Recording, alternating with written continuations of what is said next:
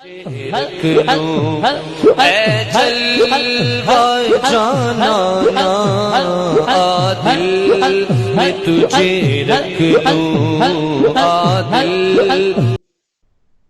السلام علیکم ورحمۃ اللہ وبرکاتہ۔ چہل احادیث میں شمع فریدی مخاطب ہوں۔ آج کی حدیث نمبر 11، غصہ کو ضبط کرنا۔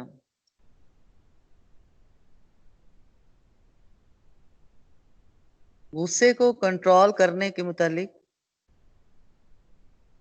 سورت آل عمران کی آیت نمبر 134 میں اللہ پاک کا فرمان، وَالْقَاظِمِينَ الْغَيْظَ وَالْعَافِينَ عَنِ النَّاسِ، متقین لوگ غصے کو ضبط کرنے والے ہیں، غصے کو کنٹرول کرنے والے ہیں یا غصے کو پینے والے ہیں۔ وَالْعَافِينَ عَنِ النَّاسِ، اور لوگوں کو معاف کرنے والے ہیں یا درگزر کرنے والے ہیں۔ واللہ یحب المحسنین، اللہ نیکوکاروں سے محبت کرتا ہے یا ایسے احسان کرنے والوں سے محبت کرتا ہے۔ حدیث مبارکہ عن ابی ہریرہ رضی اللہ عنہ سے روایت، ان رسول اللہ صلی اللہ علیہ وسلم قال لیس الشدید بالسرعۃ انما الشدید الذی یملک نفسہ عند الغضب، متفق علیہ۔ بے شک رسول اللہ صلی اللہ علیہ وآلہ وسلم نے فرمایا، بہت زیادہ طاقتور وہ نہیں جو مقابل کو بہت زیادہ پچھاڑے، بہت زیادہ طاقتور صرف وہ ہے جو غصے کے وقت اپنے آپ پر قابو رکھے۔ قرآن پاک کی آیات کے لفظی معنی پر تھوڑا دھیان دیں۔ والکاظمین الغیظ، کاظمین کظمن سے بنا ہے۔ کظمن کا لغوی معنی سانس کی نالی، اور کظوم کا مطلب سانس روکنا، خاموش ہو جانا۔ کظمن کا اصطلاحی معنی بھرنا، روکنا، بھرے ہوئے مشکیزے کا منہ باندھ دینا۔ اہل عرب ایک محاورہ بولتے ہیں، کاظمہ فلانن، اس کا گلا گھونٹ دیا، یعنی غصے کو اس طرح کنٹرول کریں جیسے سانس رک جاتی ہے، انسان خاموش ہو جاتا ہے، یا بھرے ہوئے مشکیزے کا منہ باندھ دیتے ہیں، یا جیسے گلا گھونٹ دیا گیا تو وہ خاموش ہو گیا، ایسے غصے کو کنٹرول کرنا۔ غیظ کے لغوی معنی ہے دل کا جوش اور نفس کی بھڑک۔ تیز غصے کو غیظ بولتے ہیں، جو ناپسندیدہ چیز دیکھ کر دل میں جوش پیدا کرے۔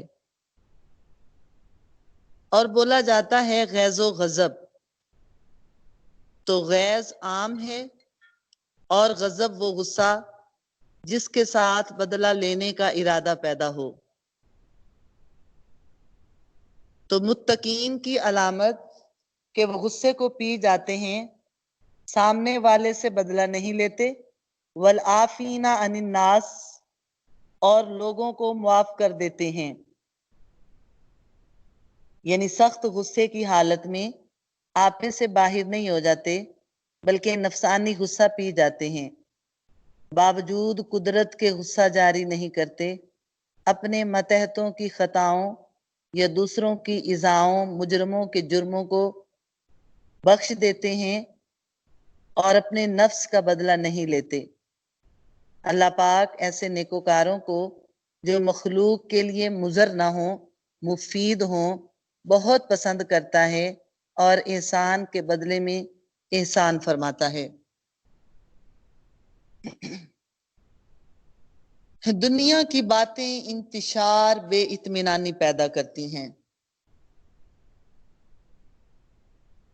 بے روزگاری، گھر والوں کی بے جا فرمائشیں، ملازمین کا کام ٹھیک نہ کرنا یا کاروبار میں نقصان ہو جانا یا کاروبار کے بڑھانے اضافہ کرنے کے لیے دن رات فکر میں رہنا اور رکاوٹیں محسوس کرنا، تو یہ دنیا کی باتیں، دنیا کو بڑھانے کی باتیں، خوبصورتی کی باتیں، یہ انتشار اور بے اطمینانی پیدا کرتی ہیں، جس کی وجہ سے چڑچڑاپن اور غصہ پیدا ہو جاتا ہے۔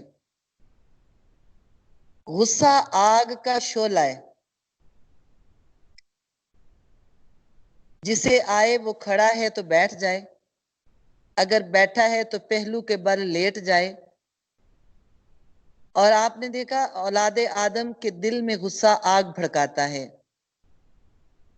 آنکھیں سرخ ہو جاتی ہیں، رگیں پھول جاتی ہیں۔ ایسے آثار محسوس ہوں تو چاہیے کہ لیٹ جائیں اور جسم کو زمین سے ملائیں اور غصے کو کنٹرول کریں۔ امام زین العابدین کی لونڈی آپ کو وضو کروانے کے لیے بھرا ہوا لوٹا لائی، اس کے ہاتھ سے وہ لوٹا آپ پہ گر گیا، آپ زخمی ہو گئے۔ آپ نے غیظ والی نگاہ اٹھا کر دیکھا تو وہ فوراً بولی، عقل مند لونڈی، سمجھدار لونڈی بولی، والکاظمین الغیظ، حضور غصے کو پی لیں۔ آپ نے فرمایا ٹھیک ہے، میں نے غصہ پی لیا۔ پھر بولی، والعافین عن الناس، متقین لوگ معاف کرتے ہیں۔ آپ نے فرمایا جا، میں نے تجھے معاف کیا، رب بھی تجھے معاف کرے۔ پھر بولی حضور، واللہ یحب المحسنین، اللہ احسان کرنے والوں سے محبت کرتا ہے۔ آپ نے فرمایا جا، تو فی سبیل اللہ آزاد ہے۔ اسی طرح امام حسن اور میمون بن مہران کی باندی، ان کا بھی اس طرح سے ہی کچھ واقعہ ہے۔ کسی نے شیطان سے پوچھا کہ اے شیطان، تو اولاد آدم کو کس طرح گمراہی کی دلدل میں اٹھا پھینکتا ہے؟ اس نے کہا کہ میری گمراہی کے 3 جال ہیں، بخل، غصہ اور نشہ۔ جو انسان بخیل ہو جائے، میں اس کے مال کو اس کی نگاہوں میں کم کر دیتا ہوں، وہ حقوق کی ادائیگی سے باز آ جاتا ہے۔ بعض اوقات بخیلی میں اس حد تک بڑھ جاتا ہے کہ نہ گھر والوں پہ خرچ کرتا ہے، نہ خود پہ خرچ کرتا ہے، بس گن گن کے رکھتا ہے، اور لوگوں کے مال کی طرف رغبت کرتا ہے کہ میرا مال بھی اور بڑھ جائے۔ ایک یہ جال ہے جس کے ذریعے میں اس کے مال کو اس کے لیے وبال جاں بناتا ہوں۔ دوسرا آدمی غصے والا، جب وہ غصے میں آئے تو ہم اس کو لوگوں کے درمیان اور اپنے درمیان یوں دوڑاتے ہیں جس طرح بچہ گیند کو دوڑائے پھرتا ہے۔ تیسرا بندہ نشے کی حالت میں، ایسے ہم اس کو پکڑتے ہیں جیسے بکری کو کان سے پکڑ کر جہاں چاہیں لے جائیں، کہ وہ بڑی آسانی کے ساتھ برائی کی طرف ہانک کر لے جاتے ہیں۔ 3 جال، اور ان 3 جالوں میں انسانوں کو پھنسا لیتا ہوں، بخل، غصہ اور نشہ۔ اگر کسی آدمی کے اندر یہ تینوں خوبیاں موجود ہوں تو شیطان نے کہا میں اس کا مرید ہو جاتا ہوں اور وہ میرا پیر بن جاتا ہے۔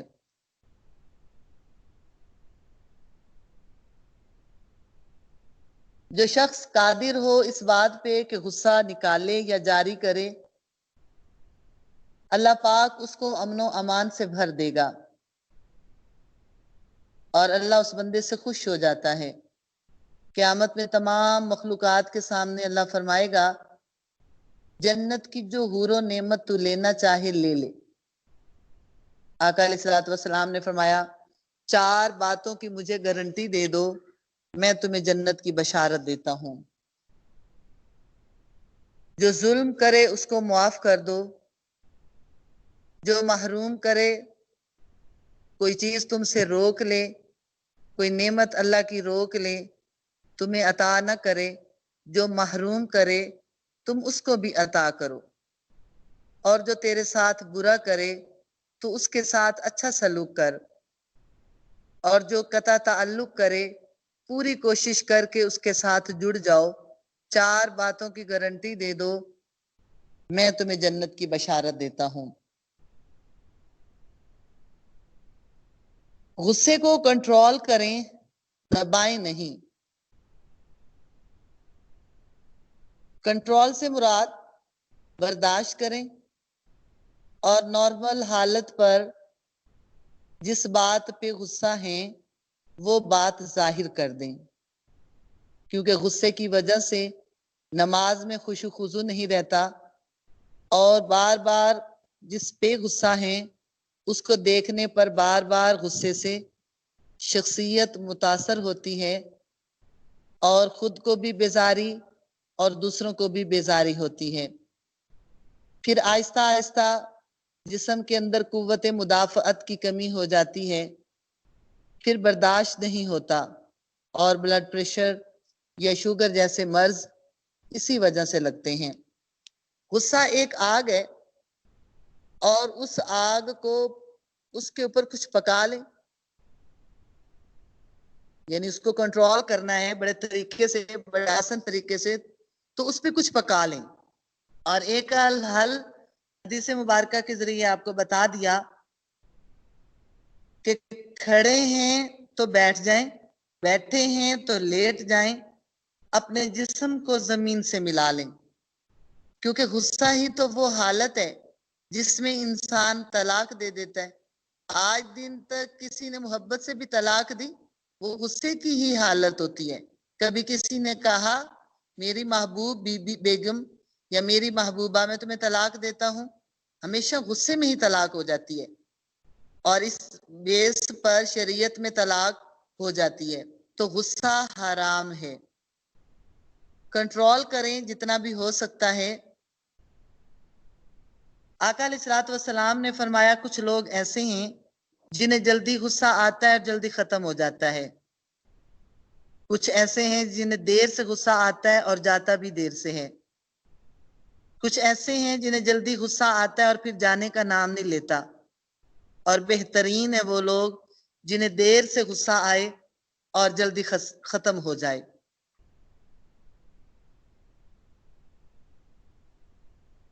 اللہ پاک نے قرآن پاک میں حضرت ابراہیم علیہ السلام کی تعریف کرتے ہوئے آپ کے حلم کی تعریف کی ہے۔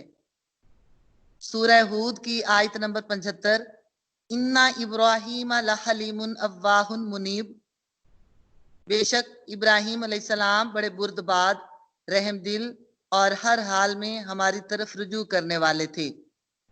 لحلیم یعنی حلیم سے مراد ہے چشم پوشی کرنے والا، اواہن سے مراد ہے جو گناہوں کے ذکر پر آہیں بھرنے والا، یعنی جہنم کی سزائیں، گناہوں کا ذکر جب آتا آپ آہیں بھرتے۔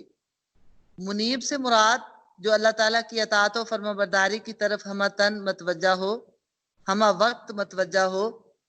تو اللہ پاک فرماتا ہے محبوب نور مجسم محمد صلی اللہ علیہ وآلہ وسلم آپ صبر کریں۔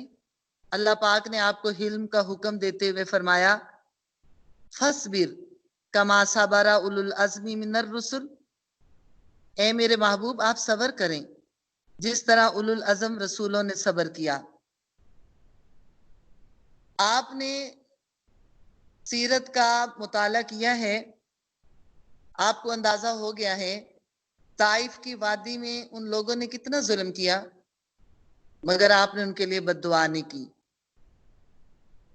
جنگ احد میں آپ کے دانت مبارک شہید ہو گئے، اور لوگوں میں شدید غصہ، اور یہ بڑا ایک بار تھا، بوجھ تھا غم کا۔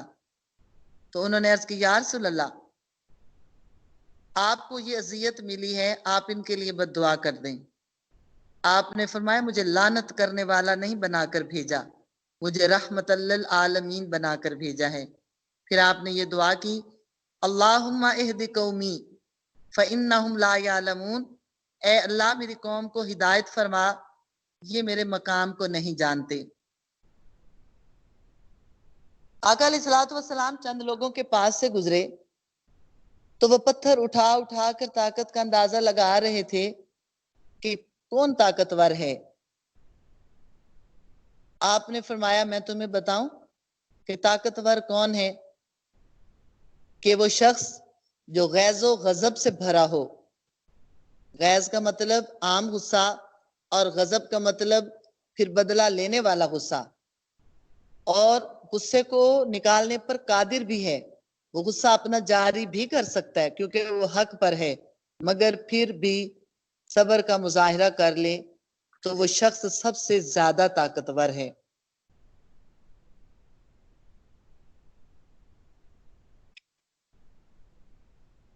حضرت ابو بکر صدیق آقا علیہ الصلوۃ والسلام کی موجودگی میں کسی شخص نے جناب ابو بکر صدیق کو گالیاں بکنا شروع کر دیں۔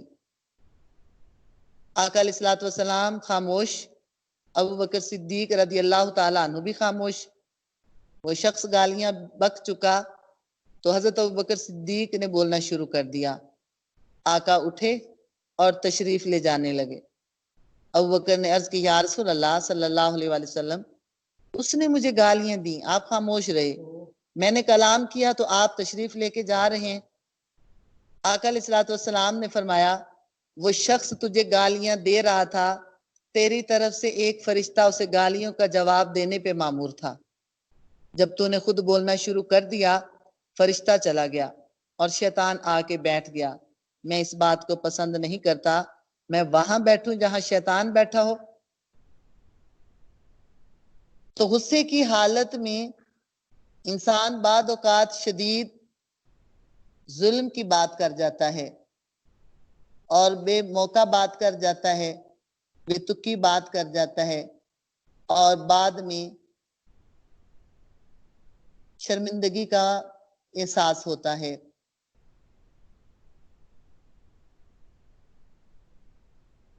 حدیث مبارکہ اور قرآن پاک کی آیات کے مطابق جاہل بندے سے روح گردان ہو جائیں کہ وہ اپنی جہالت سے غصے کا اظہار کرتا ہے، غصہ آئے تو وضو کر لیں اور نارمل حالت میں سچ بتا دیں تاکہ ذہنی دباؤ ختم ہو، غصہ کرنے والے کا بھی ذہنی دباؤ ختم ہو جائے اور جس پہ غصہ آ رہا ہے اس کا بھی ذہنی دباؤ ختم ہو جائے۔